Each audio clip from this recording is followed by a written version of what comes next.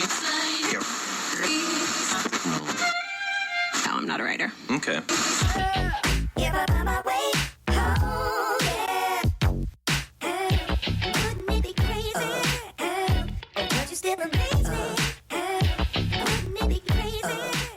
And hello, here we go again, you guys. This is a Friday, and this is Mike Lodge. I am the business advisor.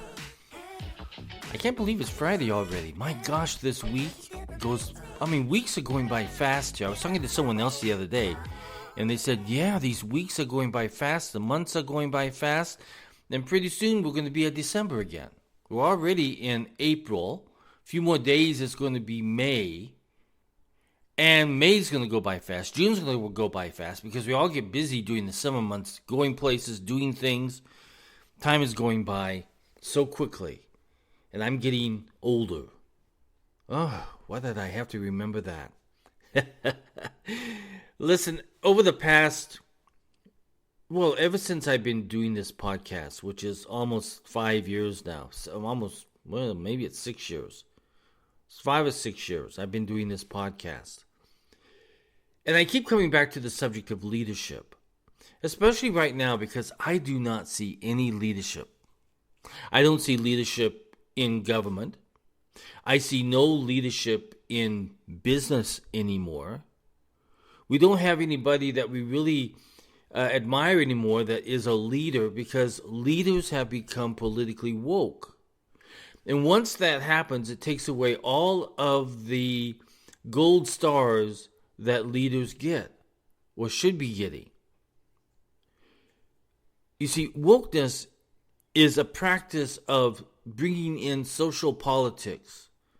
And we begin to start seeing he, him, them, they, she, it, whatever, which has nothing to do with business, has nothing to do with leadership.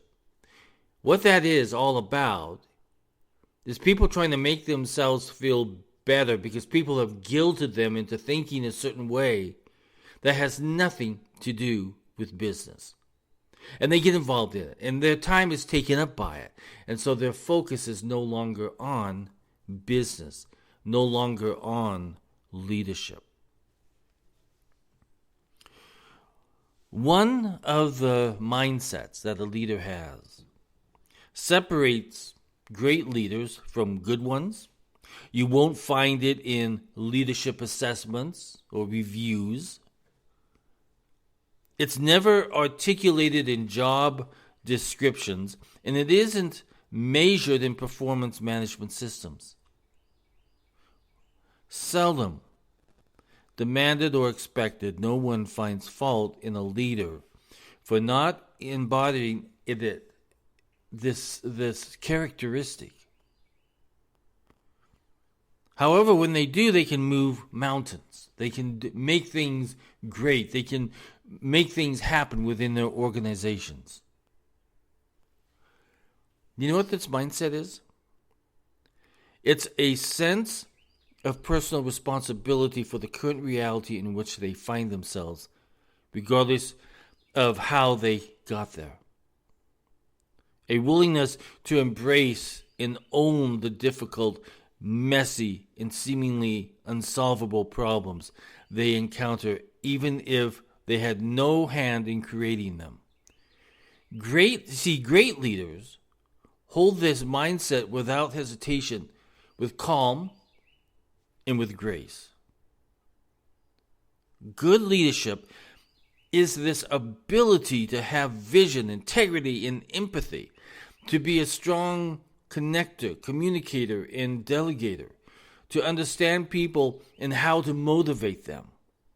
Great leadership is the ability to stay put when the caca hits the fan,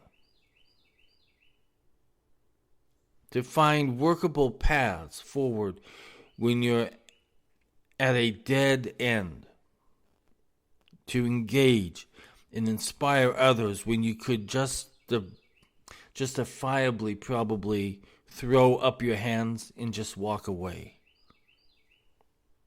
That's what the leadership is. They own it. If the company's in a tough situation, let's take Let's take Budweiser as an example. They made a bad decision. They decided to become woke. And now there's got to be a corporate leader that steps in and takes control and drives the company to a different direction. Wokeness is not that direction.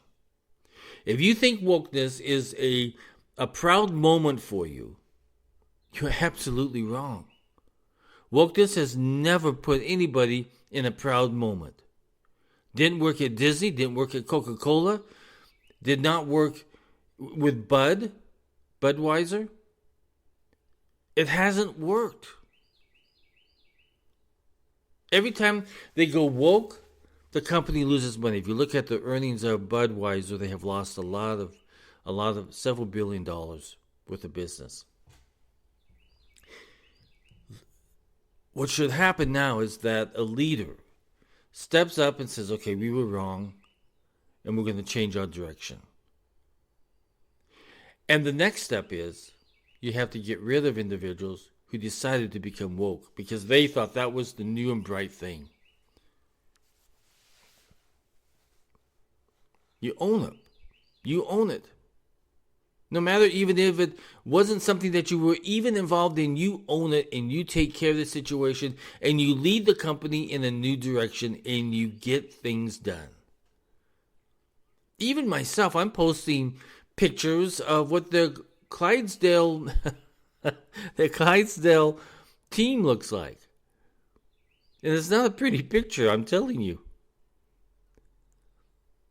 They have destroyed a brand because they decided to become woke.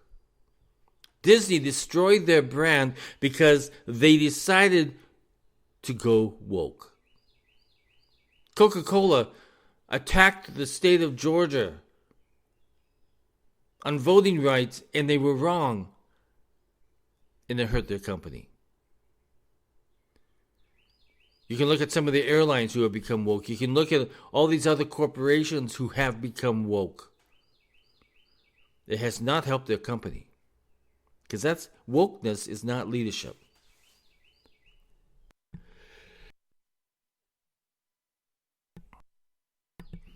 Goodness, my allergies are kicking in again. And I am sneezing like a, I don't know like what, but I'm sneezing. Sorry for that pause there.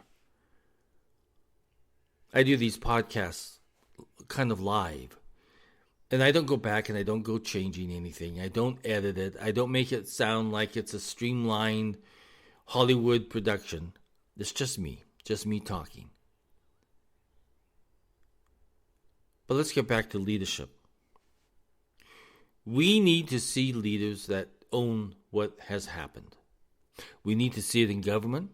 We see a lot of things happening in government at the moment. We see a Defense Department that has had security leaks leaked.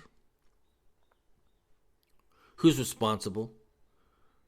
And who is going to step up and say, okay, we made an error and we're going to correct it. And we're going to go on and make changes. Some people need to resign.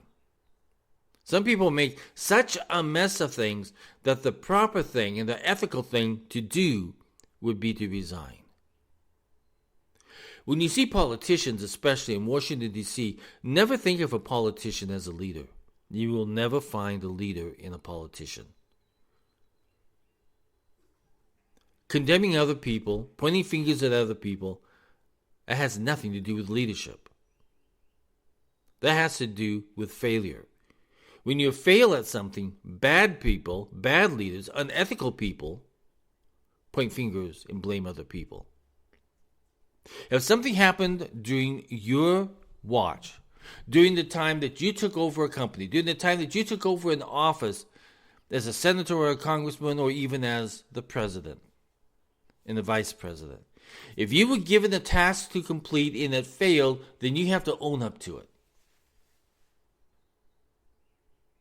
And we don't see that happening any longer. So, weak people know how to blame other people. If they have no answers to problems or willingness to sit down and look for answers to problems, that's not a leader. We have a problem right now. Well, we have a budget that needs to be completed, and we have a national debt ceiling that needs to be worked on. But the president continues to just point fingers at other people. And what I told the Republicans the other day in their Twitter, I said, create your budget, create your debt ceiling, sit down at the negotiating table. If the president says, no, I'm not going to sit down and negotiate, then you have nothing. You did what you were responsible for. And if the president doesn't want to meet you halfway and sit down and negotiate and make changes and negotiate what needs to happen and what could happen, then he's not leading. And that's the problem that we see out of the White House and out of the Pentagon and out of corporate America. We see people that are no longer leaders. They're instigators. That's not leadership. They like to stir the pot. That's not leadership. They like to blame others and call other people names. That's not leadership. Leadership is when you're able to say, okay, we have a problem, we need to sit down and talk about it, and we need to accomplish this, this, and this. And be very specific. But if you don't start communicating, because the biggest part of leadership is how you communicate and how you tell your story. In business and government, it's the same situation. And if you're unwilling to sit down and tell the story and negotiate on what's on paper, then you have failed at leadership. Gosh, in the course of me growing up, from when I was a student in high school, in college, and then all the way through where I'm at today, I have seen some really good leaders. I'll tell you a good example. Lee Iacocca of Chrysler. Chrysler was failing. It was going bankrupt. And he said, we're going bankrupt. We managed the company wrong. So I went to President Reagan. He said, listen, I need a loan. I need a bailout. But I'm going to pay it back. I'm going to take responsibility of this, and we at Chrysler are going to pay it back. Sure enough, they got the loan. Chrysler did very well. He turned the company around, and they were able to pay back that loan that they got from the government. He took responsibility. He owned up to it. And he accomplished the goals that were set out to make that company strong again, to pay back that loan to the United States government. That's leadership, you see. Yes, he was tough, he was crusty, but you know what? He told the truth, and he got things done. So during the course of my life, I have seen a lot of great leaders. And I tell you right now, as we stand in this nation, where we sit in inflation and money problems and national security issues, we need leaders to stand up and take control. Listen, if you would like to talk with me in more detail, if you would like to have a coaching session or an advisory session with me, go to my website at www.lodge.co.com.